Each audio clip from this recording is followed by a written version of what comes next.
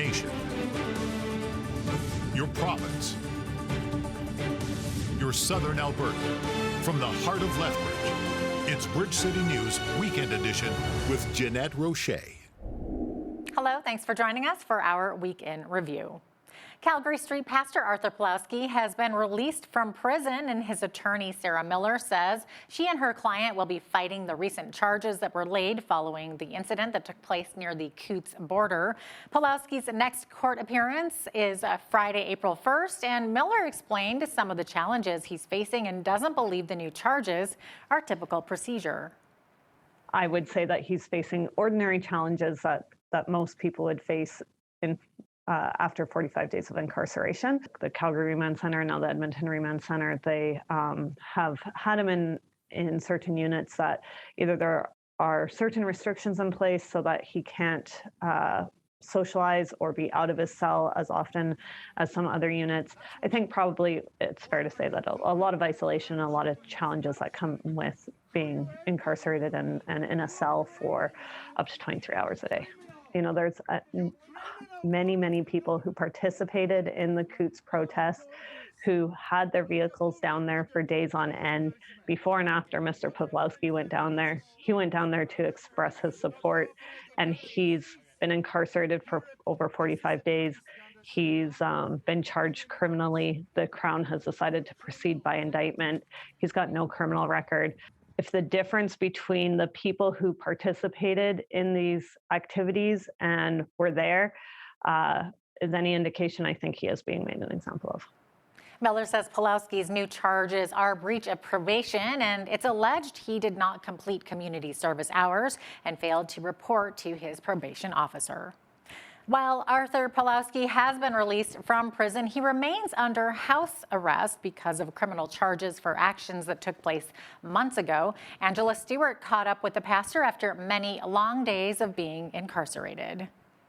What I went through, it was a roller coaster. The abuse of power I have seen. Still a prisoner, but in his own home, Pastor ARTUR Pawlowski is on house arrest. I'm very grateful to be with my wife and my children and spend this time with them, but I'm still a prisoner. The pastor, who has been fighting for Canadian freedom since the beginning of the pandemic, says he's become a political prisoner following a number of criminal charges placed on him. What they're doing, they're piling up anything, everything, trump up charges just to keep me under the gun. Pawlowski, who had been incarcerated for over 45 days following an incident that took place down at the Coutts border, says the conditions he was under while in prison were unbearable. I was placed in a metal box. I was stripped naked, searched. I spent many hours, almost every day, on concrete. They incited inmates to beat me up. The pastor says he was also transferred to an area in a maximum security prison in Edmonton where murderers are held. People that attack violently guards are placed there in solitary confinement, a segregation. And then I was placed in a mental health unit as well. I mean, what I went through, you got no idea. During his time behind bars, Pawlowski says sometimes he'd even be held in isolation for up to 25 hours at a time. Pawlowski says everything he has gone through is just a political game, adding he and his lawyer will fight the charges put against him and continue to fight for Canadian freedoms. I have a trial tomorrow, a first appearance, and I have another one in June. And then there's like a few of them coming up. And we'll just keep plowing. I'll keep telling my story. I'll keep telling about corruption. An Alberta judge has agreed to a 2-week adjournment in the case of 4 men charged with conspiracy to commit murder following their arrests at the Coutts border blockade. The Crown argued a delay was necessary because it's expecting RCMP to provide additional evidence by the end of this week. All 4 men remain in custody, including 48-year-old Christopher Lysak, who was also charged with uttering threats, possession of a weapon, and mischief to property over $5,000. Court was informed Chris Carbert has switched counsel and retained well-known Calgary defense lawyer Belford Deer, while Anthony Olenek no longer has a lawyer but says he will retain one before the next court appearance on April the 11th. A violent altercation that began at a Brooks establishment following an argument involved gunfire and ended with a high-speed pursuit. Brooks RCMP received complaints of 2 vehicles driving at excessive speed. They located the first driver, who indicated he was fleeing from others shooting at him. Police later identified a suspect and charges are pending. Police believe this was not a random attack. Well, we need to take a quick break, but stay with us for more.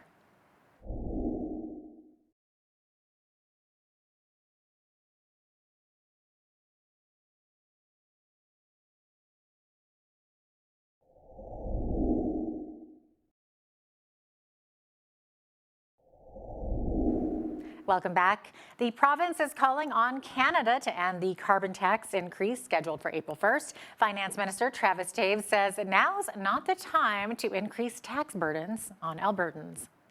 The carbon tax hits Albertans in so many ways, directly and indirectly. We will continue to call on the federal government to listen to Canadians' concerns and not increase the tax burden at this difficult time. I firmly believe the best thing governments can do during times of inflation is spend less, borrow less, and tax less. And that's exactly what Alberta's government is doing. It's why on April 1st, we will no longer collect the provincial fuel tax. We will be suspending it, saving Alberta drivers 13 cents a litre while oil prices are high. Well, Friday was April Fool's Day, and the price at the pump was not a prank. The federal government once again raised the carbon tax. However, in response to the carbon tax increase, Alberta Premier Jason Kenney has removed the provincial fuel tax for the time being. Nathan Ryder has more on how consumers may not see these savings. With the calendar switching to April, the federal government will be increasing the carbon tax. Alberta Premier Jason Kenney announced he would be removing 13 cents per litre in provincial fuel taxes. But according to Dan McTeague, the president of Canadians for Affordable Energy, gas prices may not drop that amount. The market and, of course, the carbon tax will take away about 5 cents of that. So best case scenario, you see prices drop to $1, maybe $1.61 a litre of gasoline. Some motorists were filling up this afternoon at this Northside Gas King location. Many are not thrilled about the federal government's carbon tax increase. This is as ridiculous as the carbon tax itself, in my opinion. Canada is carbon neutral, so it's just a money grab, in my opinion. I'm really disappointed. I thought they would hold back till the economy settles down and inflation settles down. But they're going to go ahead with it one way or the other. It's BS. I think it's not needed. I think he's just trying to milk us dry. Even those on the same side of the political aisle as Trudeau are criticizing the Prime Minister. McTeague served for 18 years as a member of Parliament in the Liberal Party. He says the government should see the need for energy in today's world. This is completely unorthodox for that party to continue down that road of being so naive and frankly, not reading the room, not much less the economic tea leaves that are in front of them. Every part of the world is now concerned about energy crisis, and doing their best to get energy supplies to their jurisdictions in light of what's happened in Russia. For Bridge City News, I'm Nathan Ryder. The federal government hopes to cut greenhouse gas emissions by more than half in the next 8 years, with a target of reaching net zero emissions by 2050. BCN's Angela Stewart hears from an author who says everyone has to be on board for the plan to be successful in the end. This is an important moment as people come together to drive our next steps on climate action. Create jobs and keep the air clean. These are just some of the key points out of the federal government's new emissions reduction plan. So we put down a clear track for where the sector needs to go. Emission cuts of a little over 30% compared to 2005, with a little over 40% emission cuts compared to where we are today. Trudeau believes this new plan will help guide us in the right direction to be able to cut emissions from the oil and gas sector. Author of Carbon Capital and the Cloud, Jeffrey Can, says with the new plan, the government is also being faced with other challenges. Energy security, the economic recoveries coming out of the pandemic and related issues, and of course, managing to a cleaner future climate environment. Another aspect of the Fed's plan is to bring in mandatory ZEV sales targets by 20% by 2026. And 60% of all new personal vehicles sold in Canada will be zero emission by 2030.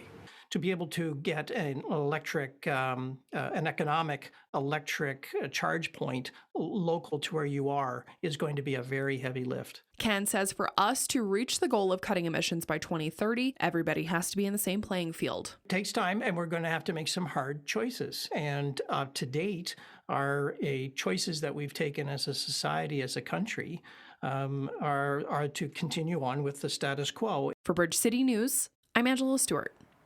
Meanwhile, government reaction in Alberta has been not so favorable toward the Liberals' new climate plan. After the break, you'll see my interview from earlier this week with Tyler Dawson. Tyler pointed out that there was a rare show of bipartisan support as both Rachel Notley and the UCP condemned the federal government's emissions plan. Keep it right here. We will be right back. Prime Minister Justin Trudeau is probably not going to back down because the Alberta government is upset about the carbon tax hike, as it has been since it was elected.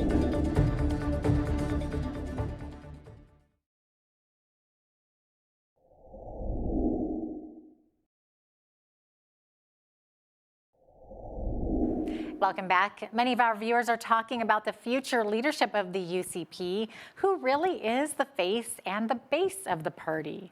This past week, it's reported that during the Christmas break, Jason Kenney has thought about stepping down as leader. So far, Premier Kenney remains in his position, but that could all change April 9th. Earlier this week, our legislative reporter Tyler Dawson and I met virtually to discuss Alberta politics and the latest developments about Jason Kenney's future, tax cuts, and the April 1st carbon tax. Have a look. As we all know by now, there have been changes made to the way the United Conservatives are holding Jason Kenney's leadership review with the switch to mail-in ballot instead of in-person voting in Red Deer, where some 15,000 people were already registered? That's right. Yeah, they'd expected considerably fewer than that. And sort of by the cutoff date of March 19th to buy party memberships, they had about 15,000 people register and had expected, another 5,000 or 10,000 more to register to come down to Red Deer. So basically, the party's line is that it was, unwieldy to be able to hold an in-person voting day in Red Deer in the facility they had rented, because of course it all would have been done with paper and pencil, and people would have had to count out the ballots at the end of the day.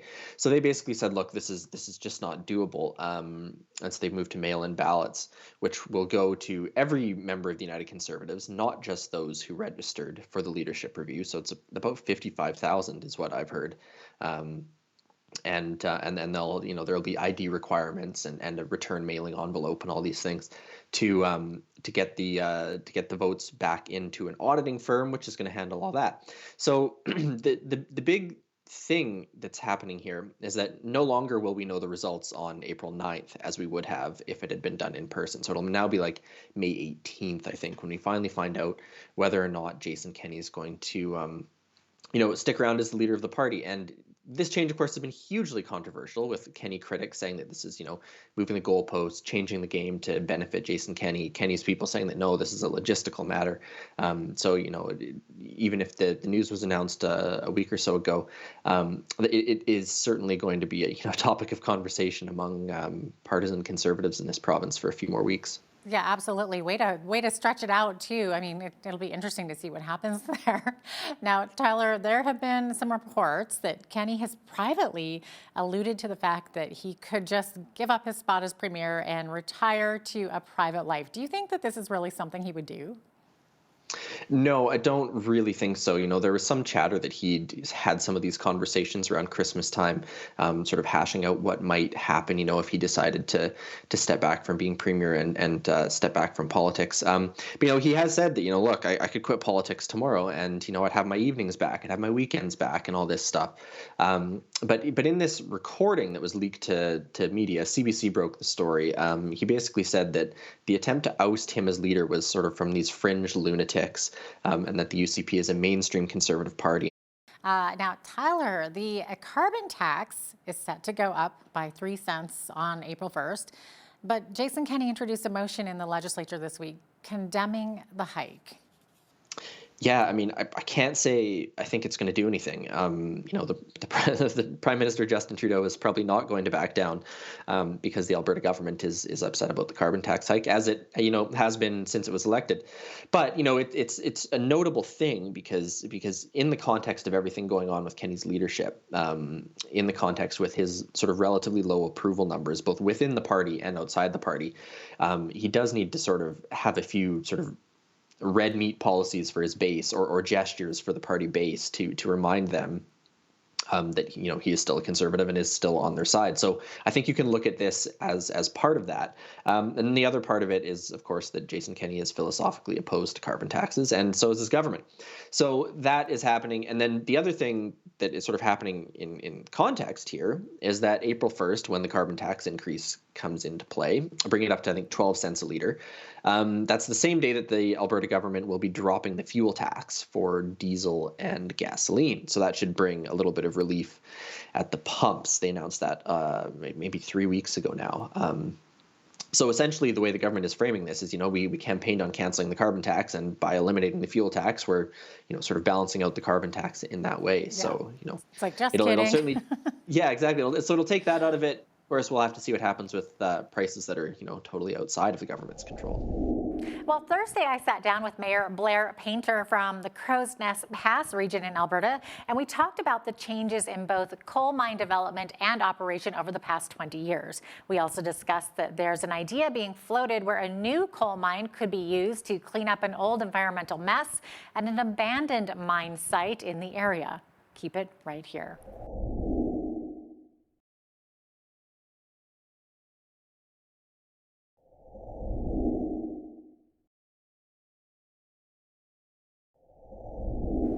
Welcome back. The Crow's Nest Pass is an excellent outdoor adventure area for many Alberta families. Of course, there is some controversy about developing new coal mines. We wanted to find out more about this and spoke with Mayor Blair Painter. Surprisingly, there are 2 abandoned and unreclaimed old coal mines. These 2 sites are currently an environmental problem, but a new coal mine could actually help to remediate these sites and also enhance the local economy for years to come. Now, Mayor Painter, coal mining, of course, is such a hot topic here in Alberta. We hear so much conversation about the proposed mining on the eastern slopes of Alberta. And of course, this actually isn't limited just to the Crow's Nest Pass region, but it rather spans from the south to the north of our province. And of course, as you know, coal has been mined in Alberta for generations. But do you think that coal can continue to be mined safely in southern Alberta? Also, I'm curious too, what stance does most of your community take? Are they on the side of the miners or the anti-coal miners who wish to protect the land? But what I can tell you is that, coal mining in Canada, period, is an ethical way to extract our natural resources. The coal that is available in our region is premium metallurgical coal.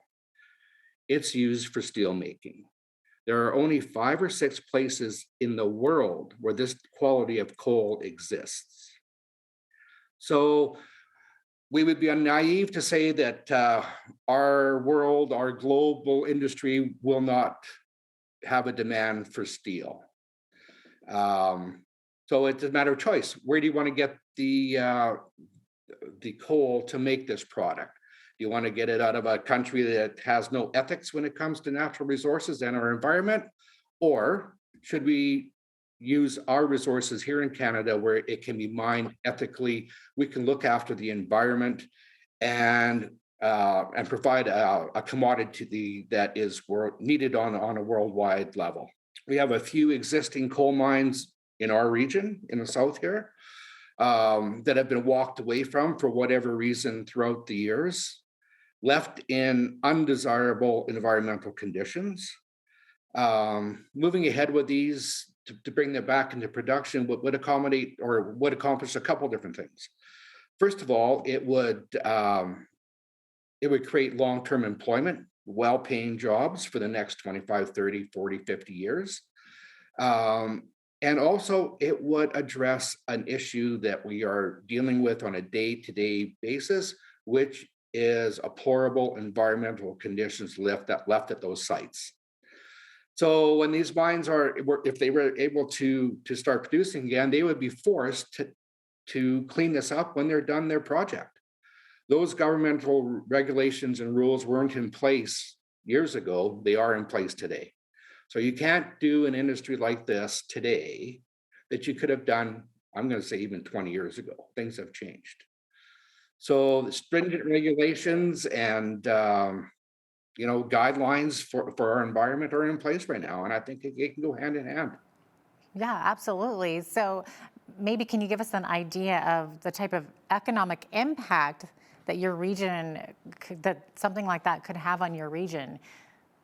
If a new mine on an existing previously disturbed area was to take place, you're looking at roughly 800 employees to get that mine started over a 2 to 3 year period.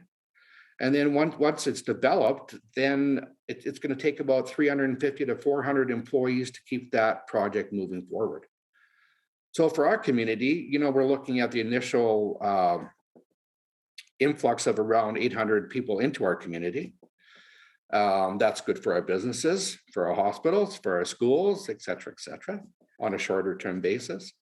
And then when it actually gets into production, that we know we won't see 400 people living in the municipality of Crozes Pass. People travel these days to go to work. But it wouldn't be unrealistic that we get a quarter or a third of these people living in our community, which again, that strengthens our schools, our hospitals, our business core. We're going to see entrepreneurs come out of these people and create more businesses. What a great part of our province. I know many are looking forward to a camping trip or two this summer to the Crowsnest Pass area. Be sure to watch Bridge City News on Sunday for part 2 of our interview with Mayor Painter. Coming up next, we take a look at the stories that made the headlines here in Southern Alberta this week.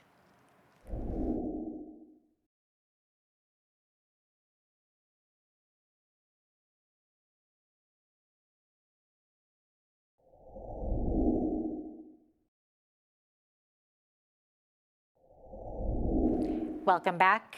Well, here in Lethbridge, it was an emotional start to the week for what was supposed to be a 5-day trial in the case of Neil Martin Scout, the man accused in a careless driving accident in 2020 when a 10-year-old boy was struck by a large SUV and later died. BCN's Angela Stewart was in the courtroom that day and filed this report. That's right, Jeanette. The trial will likely be pushed back because Scout's defense lawyer, Greg White, was absent today due to a personal matter. The courtroom was told the defense was not in a position to complete trial today. Justin Dean, who spoke on behalf of Scout's defense lawyer, was able to connect with White on how to proceed following a brief adjournment. A letter from White was given to Dean on the specifics about why he wasn't able to participate in trial this week, but those details were not shared. Many family members of the victim were in attendance this morning, including the victim's mother, who could be seen crying. Now, Scout has been charged with 1 count of careless driving causing death after 10-year-old Charles McIntyre was struck in a crosswalk near Aquitania Boulevard in April of 2020. McIntyre later died of his injuries in hospital. Scout, who is a medical doctor, has pleaded not guilty. Now, court will be back tomorrow morning when trial dates will be set, and prosecution has stated December is likely when new dates will be available. Jeanette? Thanks, Angela. And since Angela's report, the parties have agreed that the trial for Mr. Scout will be held from August 29th till September 2nd. This past Monday marked a very rare day of action on some Alberta post-secondary campuses. Students voted for a strike to protest to what some are calling an extreme increase in tuition. The province has a cap of 7% on tuition increases. However, both the University of Alberta and the University of Calgary applied for the exceptional increases, which were at first rejected by the Alberta Minister of Education. As with inflation, tuition has been increasing year over year in the past few years. However, in this case, it was the size of these extreme increases which alarmed the students. The province gave the green light to increase tuition by 100% in some programs. The main player in Alberta's air ambulance space is STARS Air Ambulance, and they have recently started connecting with Albertans through their new podcast. The podcast seeks to highlight the harrowing experiences of workers that have undertaken over 45,000 missions across Western Canada since 1985. The announcement of the podcast coincides with funding from the Alberta government for STARS as well. As BCN's Micah Quinn explains, the organization also makes emergency trips to the city of Lethbridge.